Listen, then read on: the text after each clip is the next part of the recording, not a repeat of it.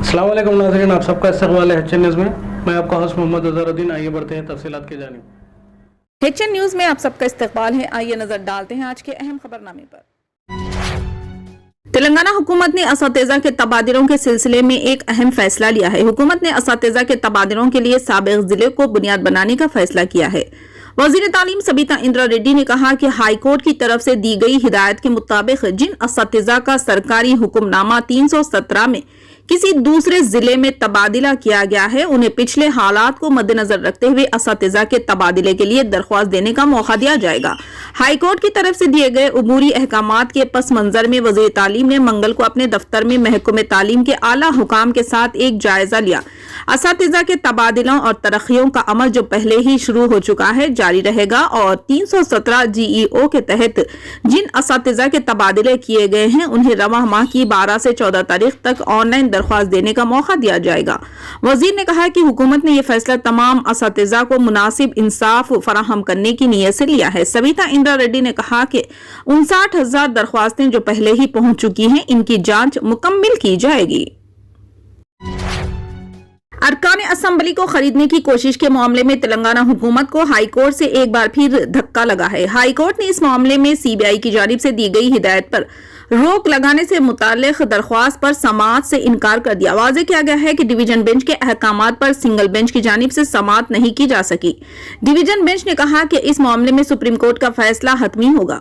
वाज़ेह रहे कि साबिक़ में CBI तहक़ीक़ात से मुताल्लिक हाई कोर्ट के सिंगल बेंच के फैसले को चैलेंज करते हुए तेलंगाना हुकूमत हाई कोर्ट डिवीजन बेंच से रुजू हुई थी। डिवीजन बेंच ने सिंगल बेंच के फैसले की तायीद करते हुए चीफ जस्टिस की क़यादत में हुकूमत के एतराज़ को मुस्तरद कर दिया था। एडवोकेट जनरल ने इस मामले में सुप्रीम कोर्ट से रुजू होने के लिए मोहलत तलब करते हुए तब तक इस फैसले को मुअत्तिल करने की ख्वाहिश की थी। हाई कोर्ट ने ऑर्डर को मुअत्तिल करने से इनकार कर दिया।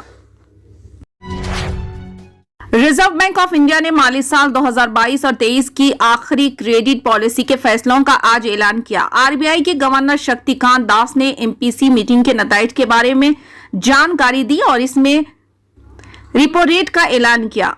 RBI के गवर्नर शक्तिकांत दास ने कहा कि आलमी मैशियत में उतार चढ़ाव और महंगाई के आदाद व शुमार हिंदुस्तानी मैशियत पर भी असरात मुरत्तिब हो रहे हैं। हिंदुस्तानी मैशियत तेजी से तरक्की कर रही है, लेकिन आलमी चैलेंजेस हमारे सामने हैं और इसी के मुताबिक फैसले करने होंगे। RBI के गवर्नर ने कहा कि माली साल 2023 के लिए हिंदुस्तान की GDP का तखमीना 7% लगाया गया है। माली साल 2023 और 24 में महंगाई की शरह 4% की हद से ऊपर रहने का इम्कान है। तेलंगाना असम्बली में मजलिस के फ्लोर लीडर जनाब अकबरुद्दीन ओवैसी ने कहा है कि पुराने शहर के हिंदू भाइयों के मसाइल को हल करने के लिए भी इनकी पार्टी हुकूमत से नुमाइंदगी करती है।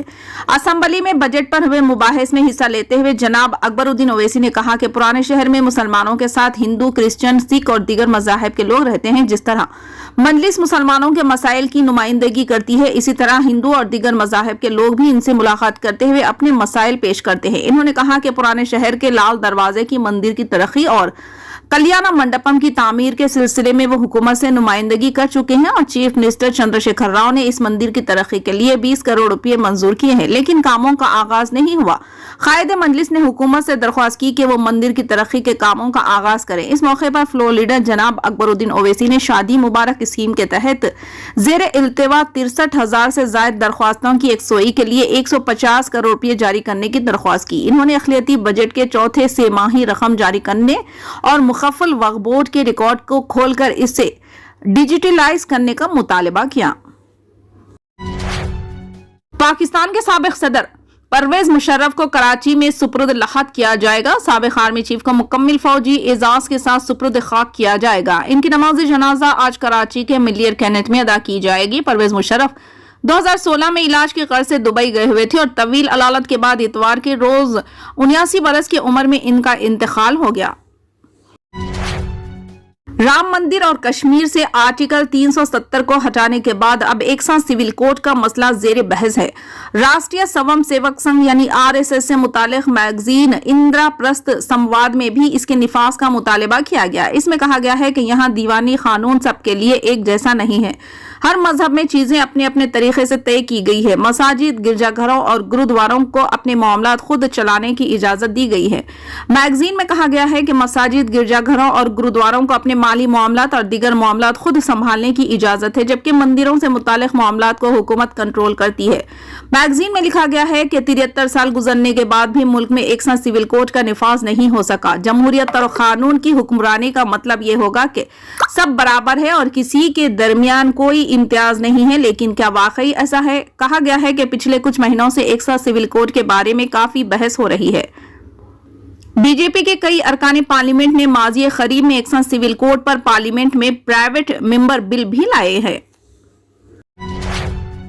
फिलहाल के लिए इस खबरनामे में बस इतना ही। देखने के लिए आपका बहुत बहुत शुक्रिया। अगर आप नए हैं इस चैनल पर तो सब्सक्राइब जरूर कर लें और बेल आइकन को दबा लें ताकि हमारी हर खबर आप तक पहले मिले।